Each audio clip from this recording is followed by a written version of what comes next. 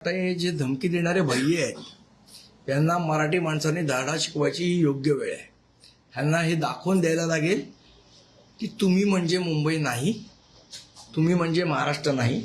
इथे राहणारा मराठी माणूस म्हणजेच मुंबई आणि इथे राहणारा मराठी माणूस म्हणजेच महाराष्ट्र. कुत्रा आपल्यावर मुंकला म्हणून आपण कुत्र्यावर मुंकायचं नसतं. काय दिलं जात आहे की आम्ही मुंबई बंद पाडू, आम्ही रिक्षा चालवणार नाही आणि मग मुंबई बंद होईल.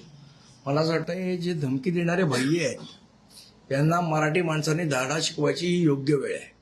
ह्यांना हे दाखवून द्यायला लागेल की तुम्ही म्हणजे मुंबई नाही, तुम्ही म्हणजे महाराष्ट्र नाही. इथे राहणारा मराठी माणूस म्हणजेच मुंबई आणि इथे राहणारा मराठी माणूस म्हणजेच महाराष्ट्र. आणि महाराष्ट्र आणि मुंबई यांना वेठीस कोणीही बाहेरचा भैया धरू शकत नाही.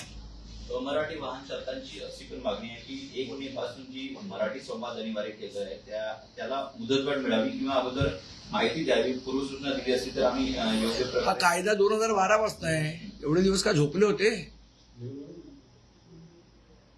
एवढे दिवस माझं मुळात म्हणणं आहे की जे अधिकारी, जर हा कायदा आहे की तुम्हाला स्थानिक भाषा आली पाहिजे, मराठी भाषा आली पाहिजे, ती येत नसताना सुद्धा यांना परमिट आणि लायसन्स दिली कुठे, त्या अधिकाऱ्यांवर कारवाई करा पाहिजे. मग मुदतवाढ वगैरे नंतर बघू.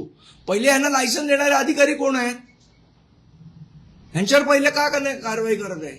त्या कायद्यामध्ये पण असं अनिवार्य आहे की स्थानिक भाषा येणं गरजेचं आहे किंवा अनिवार्य आहे असा क्लॉज आहे त्याच्यामध्ये. तेच मी म्हणतोय ना.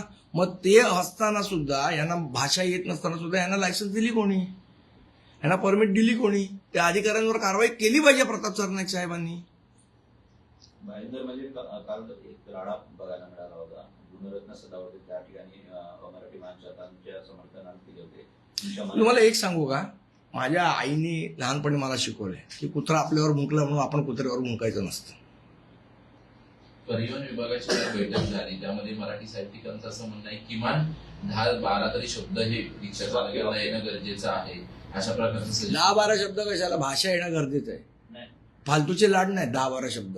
काल परिवहन मंत्र्यांनी जी साहित्यिकांची बैठक घेतली त्यानंतर त्या साहित्यिकांना माझं सांगणं आहे की 10-12 शब्द वगैरे नाही, पूर्ण भाषा येणं गरजेचं आहे. त्यांचं म्हणणं असं होतं की एक नोट अशा प्रकारे तयार केली जाईल की 10 वाक्य त्याच्यामध्ये असतील, कुठं चालला, कशाला हे, कशाला, आणि त्यांना प्रशिक्षण देऊ. कशाला भाषा यायला काय? तुम्ही इथे महाराष्ट्रात राहता, इथे धंदा करता, इथे पोट भरतात, इथली भाषा शिकायला काय 10-12 शब्द शिकायला आहेत काय?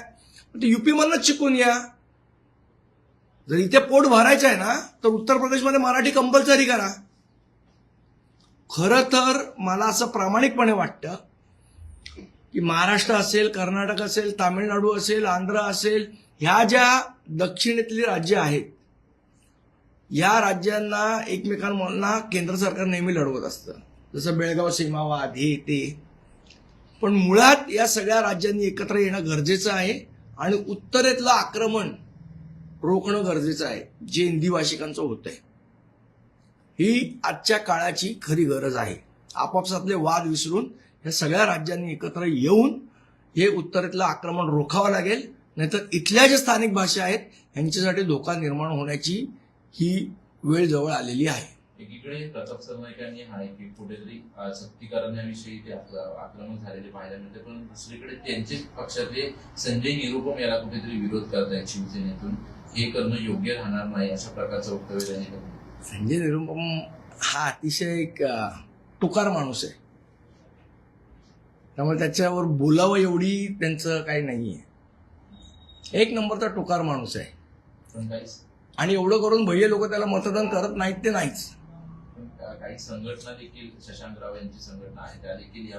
मी तुम्हाला सांगितलं ना, त्याने एकदा संप करून बघावा, एकदा महाराष्ट्राला कळूच देत की हे लोक आम्हाला वेठीस धरू शकतात की नाही. ते एकदा काय तर तुमची न्यूसेन्स व्हॅल्यू असेल तर ती 4 तारखेला दाखवा.